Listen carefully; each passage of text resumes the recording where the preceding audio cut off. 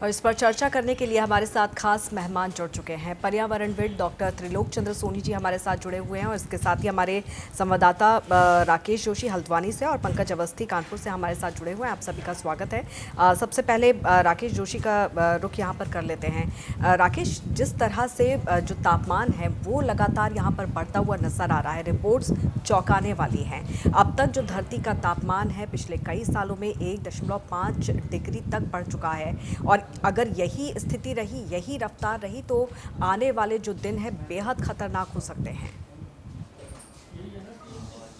बिल्कुल सही कहा आपने, क्योंकि जिस तरीके से हर साल गर्मी का तापमान लगातार बढ़ते हुए दिखाई दे रहा है, तो ये कहीं ना कहीं एक अच्छा संकेत नहीं है। क्योंकि लगातार जिस तरीके से पूरे भारत में अभी गर्मी चिलचिलाती हुई नजर आ रही है। और उत्तराखंड की अगर मैं बात करूं तो उत्तराखंड में भी पिछले कुछ दिनों पहले बारिश से थोड़ी राहत जरूर मिली, लेकिन अभी जो गर्मी है वो अपनी चरम सीमा पर देखने को मिल रही है। चिलचिलाती की धूप से लोग परेशान है।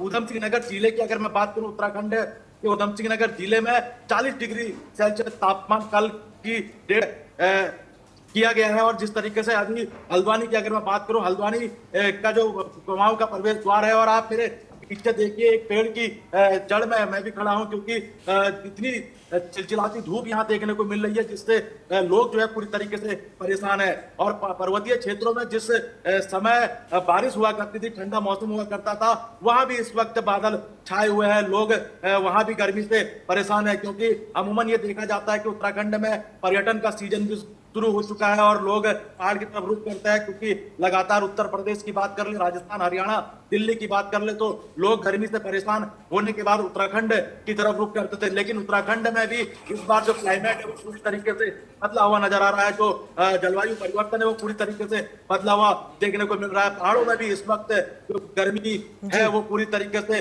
अपनी चरम सीमा पर देखने को मिल रही है। हालांकि जो जिला प्रशासन और जो लगातार ये दावे भी कर रहा है कि जिस तरीके से गर्मी से निपटने के लिए लोगों को पानी का संकट ना आए, क्योंकि ये गर्मी अमूमन ये देखा गया है कि हर साल जब गर्मी पड़ती है तो विद्युत की कटौती होती बिल्कुल, है। कई जल तरह की संकट लोगों के दिक्कतों का सामने सामना यहाँ पर करना पड़ता है, लेकिन बड़ा सवाल ये है कि आखिर क्यों इस तरह की जो स्थिति है उससे दो चार होना पड़ रहा है। पंकज अवस्थी भी हमारे साथ जुड़े हुए हैं। पंकज, जो मौसम विभाग है वो लगातार अलर्ट जारी करता हुआ नजर आ रहा है कि जो आने वाले दिन हैं वो बेहद गर्म रहने वाले हैं और इसका ट्रेलर अभी से दिखना शुरू हो चुका है। जी अंकिता जी, बिल्कुल। अगर बात करें, गर्मी का प्रकोप जो है वो बहुत तेजी से बढ़ रहा है। लोग जो हैं वो परेशान खाते नजर आ रहे हैं। अगर बात की जाए मौसम विशेषज्ञों की, तो उन्होंने हीट वेव का जो अलर्ट है वो जारी किया हुआ है, जिसमें से लगभग 25 जो जिले हैं वो इससे प्रभावित रहने वाले हैं। आगे आने वाले लगभग एक सप्ताह तक कोई भी राहत जो है वो मिलने के आसार नजर नहीं आ रहे हैं।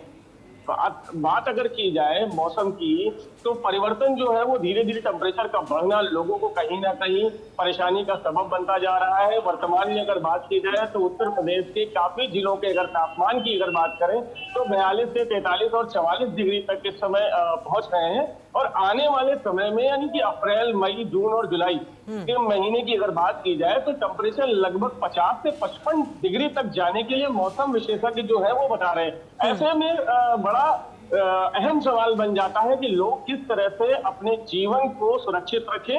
हालांकि प्रशासनिक अमले की बात की जाए या स्वास्थ्य विभाग की बात की जाए तो निश्चित रूप से जगह जगह पर उन्होंने प्याऊ की व्यवस्थाएं और शेल्टर होम जो है वो लोगों को रुकने के लिए बनाए गए हैं।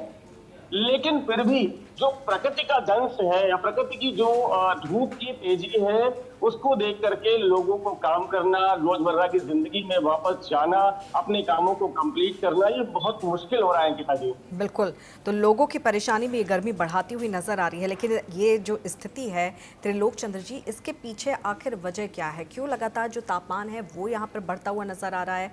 पिछले कई दशकों में जो धरती का तापमान है वो 1.5 डिग्री सेल्सियस तक बढ़ गया है और इसी की वजह से लगातार मौसम में भी परिवर्तन देखने को मिल रहा है।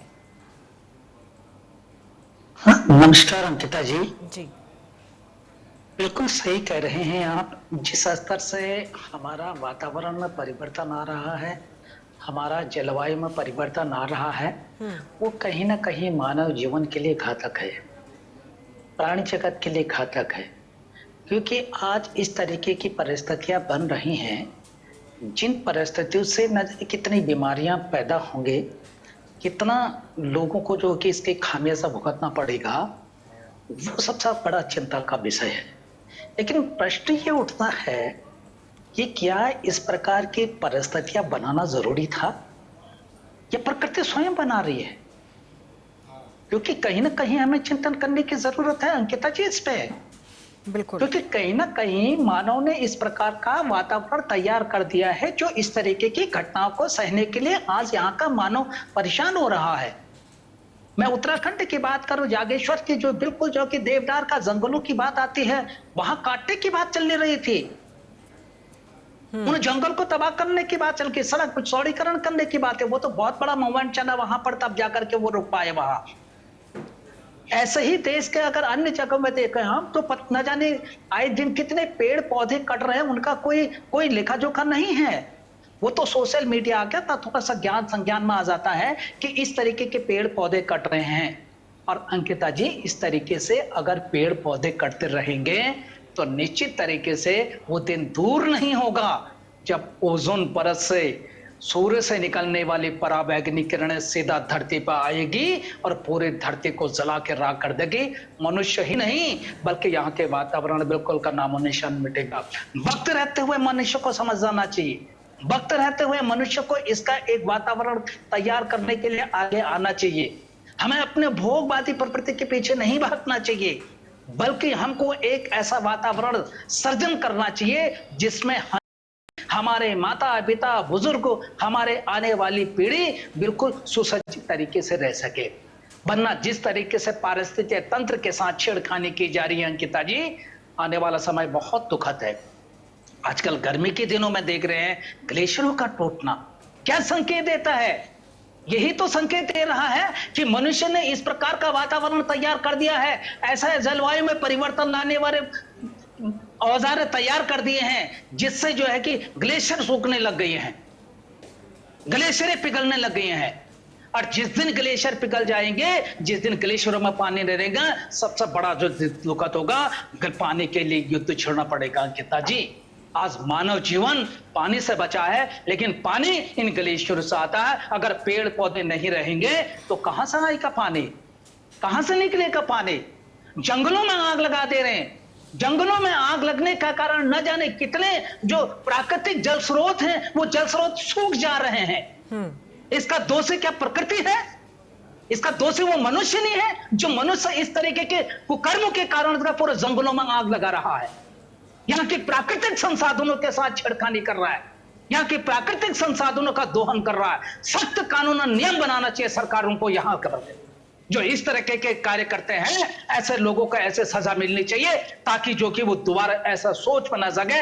क्योंकि यह प्रश्न आज जलवायु परिवर्तन का नहीं, आने वाली पीढ़ी के भविष्य से जुड़ा हुआ है अंकिता जी। क्योंकि जिस तरीके से परिस्थितियां बन रही हैं अंकिता जी, निश्चित तरीके से उसका प्रभाव, उसका खामियाजा हमारे पीढ़ी को भुगतना पड़ेगा। बिल्कुल, और प्रकृति लगातार इसके पीढ़ी संकेत को भी देती हुई नजर आ रही है, लोगों की जान पर यहाँ पर बनाई है। अब तक जो रिपोर्ट, जो आंकड़े सामने आए हैं उसके मुताबिक गर्मी की वजह से, हीट स्ट्रोक की वजह से जो लोगों की जान जाने की जो वृद्धि है वो 60% तक पहुँच चुकी है। और ऐसे में अंदाज़ा लगा सकते हैं कि प्रकृति लगातार हमें संकेत दे रही है, चेतावनी दे रही है।